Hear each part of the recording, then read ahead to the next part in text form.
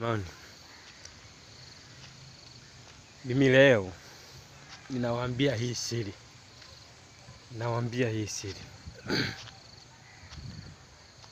Hata kwenye kanisa la Wasabato tumeingiliwa. Hawa wachungaji tulio nao sio hawa wachungaji tulio nao. Na kwa kusema hivi, Wasabato msije kasema mimi nimeasi. Sijaasi, ila ninaongea iliyo kweli. Kwa kweli wachungaji tulio nao sio. Na kwa wakati huu tulio nao imetupasa kuomba sana ili Mungu atutengeneze. Hawa wachungaji hawa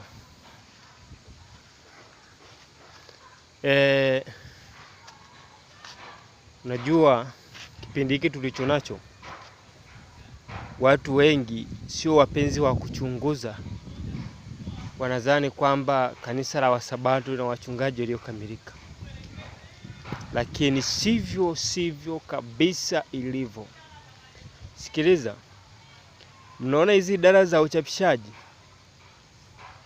zinapingwa sana, sio makanisani tu, yaani hadi na wachungaji wenyewe. Uinjilisti wa vitabu, hadi wachungaji wenyewe wanaupinga. Na ndio maana ukichunguza kwa undani zaidi utagundua wachungaji hawapendi wainjilisti, kwa sababu wanajua vitu vingi sana kuwazidi wao. Kweli kabisa, ukweli si wafichi. Lakini kingine, wachungaji tulio nao sasa hivi wanapenda pesa. Yaani ningependa hata Wasabato wenzangu mimi wakae chini, watulize akili zao, wachakata akili zao. Hao tulio nao viongozi wetu hawa tuwe nao makini sana.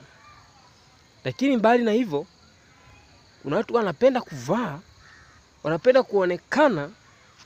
Ukimwona utadhani kweli huyu mtumishi wa Bwana. Hizi ni suti tu, watu wa Mungu. Zisiwatishe. Hata wewe unaweza ukachukua hapo hela yako kaenda ukashona ukapendeza. Na wazee wa kanisa wote sio. Wazee wa kanisa hadi wengine wapo wanasiasa. Yaani wazee wa kanisa mwanasiasa lakini bado anakuwa mzee wa kanisa. Kwa sababu watu wanapenda pesa kuliko kumpenda Mungu. Maana wanaweka hata viongozi wanasiasa. Kwa hiyo watu wa Mungu kwa kweli atusaidie sana. Hapa tulipofikia pabaya. Na kuna siri zingine tunazo lakini hatutaki kuzitoa. Zipo.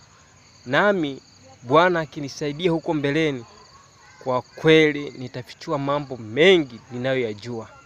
Nitayafichua mengi sana.